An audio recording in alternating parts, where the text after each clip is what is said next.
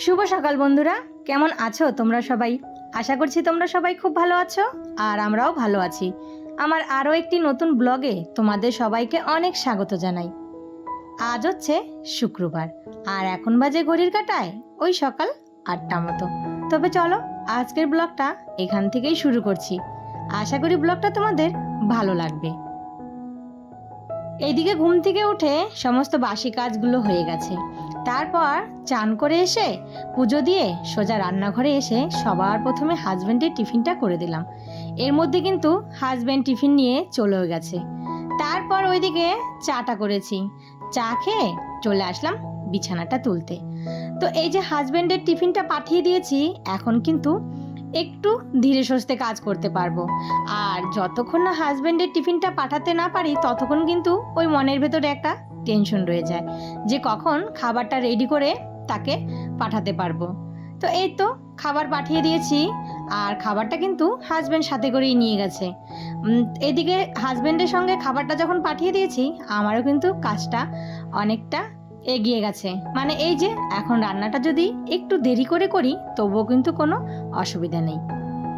তো চাটা খেয়ে এই যে ঘরে এসে সবার প্রথম বিছানাটা তুলে নিলাম। ওইদিকে জানো তো ছোট ছেলে পড়তেও চলে গেছে। তো এই যে কয়েকদিন থেকে আবার সকালে পড়াচ্ছে, মানে 8টার থেকে। তো এদিকে ওকে হাজবেন্ড দিয়ে এসে টিফিন নিয়ে চলে গেছে তার ডিউটিতে, আর আমি আমার মতো ডিউটি শুরু করে দিয়েছি। এদিকে বিছানাটা তুলে তারপর এই যে ঘরে একটু ঝাড়পোছ করে নিচ্ছি। মানে এগুলো তো প্রায় দিনই করতে হয়, মানে একদিন ছাড়া ছাড়া। যদি না করি তাহলে এই জিনিসগুলো পরিষ্কারও থাকবে না আর ধুলো পড়ে একদম নোংরা হয়ে যাবে।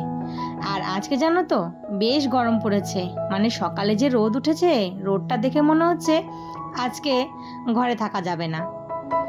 তো এদিকে দেখো ঘরটরগুলো সমস্ত ভালো করে পরিষ্কার করে নিলাম। তারপর এই যে কালারিং বক্সটা, মানে এটাকে যে কি বলে সেটা আমি নামটাই জানি না। যাই হোক, এটা যে কিনেছিলাম শখ করে অনলাইন থেকে, তখন না মানে যখন ভিডিও দেখতাম তখন কিন্তু হয়তো আমি এই ভিডিও কিন্তু করতাম না। সবার ভিডিও যখন দেখতাম সবার ঘরে একটা করে এই যে কালারিং বক্সগুলো হয় সবার ঘরে একটা করে ছিল, আর আমি দেখতাম আমার না ভীষণ ভালো লাগতো। তো আমি ভাবছি যে আমিও একটা অর্ডার করব। সেই থেকে কিন্তু আমারও আমিও একটা অর্ডার করে নিয়েছি। এখন দেখছি এর থেকেও আরও দুটো থাক বেশি আছে, অবশ্য সেটার দামটাও একটু বেশি। ইচ্ছা আছে এর থেকে দুটো থাক বড় আর একটা অর্ডার করব। তাহলে না অনেক জিনিসপত্র এটাতে কিন্তু এঁটে যায়। তারপর চলে আসলাম রান্নাঘরে। তো এইদিকে রান্নাঘরে রান্নাটা তো করতে হবে, তো ওইদিকে অনেক কাজ হয়ে গেছে, এখন রান্নার দিকে নজর দিতে হবে। তো এদিকে ভাত বসিয়ে দিলাম, আর আজকে ডাঁটা আর আলু দিয়ে পাতলা করে মাছের ঝোল করব। সাথে হচ্ছে মাছের ডিম এনেছিল কাল রাতে, কয়েকটা বড়া করেছিলাম আর কিছুটা রেখে দিয়েছি। তো সেটা দিয়ে অল্প ঢেঁকি শাক দিয়ে ভাজি করেছি, আর কিছুটা না ওই পেঁয়াজ দিয়ে আর হচ্ছে কাঁচা লঙ্কা দিয়ে ভাজি করে, মানে ডিমের ঝুরি বলে যেটা, সেটা করে রেখে দিলাম। আর এই ডিমের ঝুরি খেতে কিন্তু বেশ ভালো লাগে।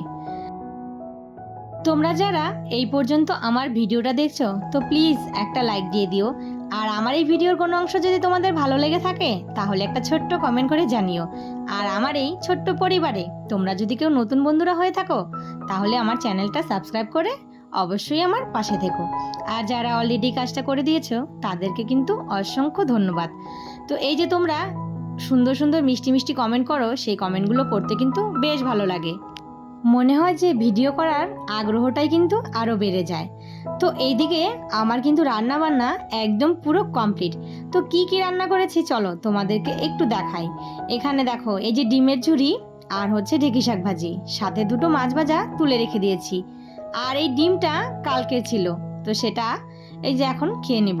সাথে একটু আলু সেদ্ধ আর হচ্ছে ভেন্ডি সেদ্ধ দিয়েছি।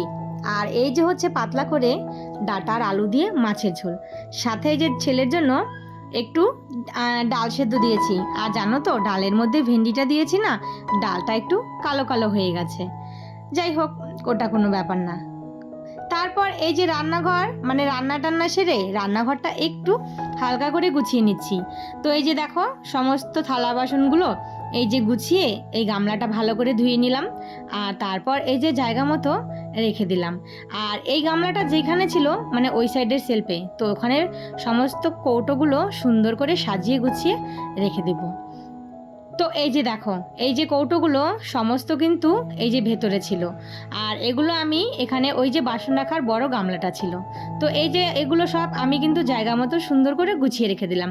আর ওপরে ওই যে বড় বড় কৌটোগুলো আর এই যে বড় বড় গামলাগুলো যেগুলো সব সময় লাগে না সেগুলো কিন্তু তুলে রেখে দিয়েছি। এর মধ্যে হাজব্যান্ড চলে এসেছেন ডিউটি থেকে। সে আবার এই যে দেখো সাথে করে অনেক কিছু নিয়ে এসেছে। এই যে একটা চা পাতি, মানে এটা হচ্ছে দার্জিলিং টি, এটা কিন্তু আমরা খাই না, কিন্তু আজকে এই যে দেখো সে নিয়ে এসেছে। তারপর সাথে নিয়ে এসেছে ছেলেদের জন্য একটা মানে গোটা প্যাকেট পার্ক মানে চকলেট, আর এটা হচ্ছে 10 টাকা করে হয় যেটা পিস সেটা, আর দুটো যে চাবি রিং হয় না এনেছে। তো চাবি রিংটা এতটাই সুন্দর, মানে দেখো ছোট্ট একটা এলিফ্যান্ট, আর এত ভালো লাগছে দেখতে, ভীষণ সুন্দর। মাঝখানে অনেকটা সময় কেটে গেছে, এখন দেখো এই যে বিকেল 5টা বাজে। তো চলে আসলাম ছাদে। তো এই যে জামা কাপড়গুলো সমস্ত কিন্তু ধুয়ে দিয়েছিলাম, এগুলো সমস্ত শুকিয়ে গেছে। এখন এগুলো তুলে নিয়ে যাচ্ছি, আর চারিদিকে কিন্তু অন্ধকার হয়ে আসছে, মানে একটু পরেই সন্ধ্যে নেমে আসবে। তো এই যে চলো এগুলো সব গুছিয়ে তারপর একটু গা হাত পায়ে জল দিব, আর যা গরম পড়েছে। তো এইদিকে এই যে ছেলের বায়না হয়েছে, মা এই যে বাবা যে চাপাতি এনেছে সেখান থেকে আমাকে একটু চা করে দাও, তাই ওকে একটু চা করে দিচ্ছি।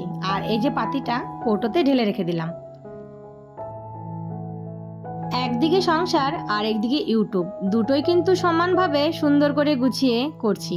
তো এদিকে দেখো, এই যে সংসার করে ইউটিউব করা, এটা কিন্তু যারা করে তারাই জানে, তবুও সবাই কিন্তু চায় যে নিজের পায়ে দাঁড়ানোর জন্য। আমিও ভাবি যে আমিও হয়তো একদিন নিজের পায়ে দাঁড়াতে পাবো। তো এটাই কিন্তু ঠাকুরের কাছে প্রার্থনা। তো ভগবান যদি সাথে থাকে, নিশ্চয়ই একদিন আমিও আমার নিজের পায়ে দাঁড়াতে পারবো। তো চলো বন্ধুরা, আজকের ভিডিওটা তাহলে এখানেই শেষ করি। ভিডিওটা ভালো লাগলে অবশ্যই একটা লাইক, কমেন্ট, শেয়ার আর চ্যানেলটা সাবস্ক্রাইব করে আমার পাশে থেকো। আবারও দেখা হবে।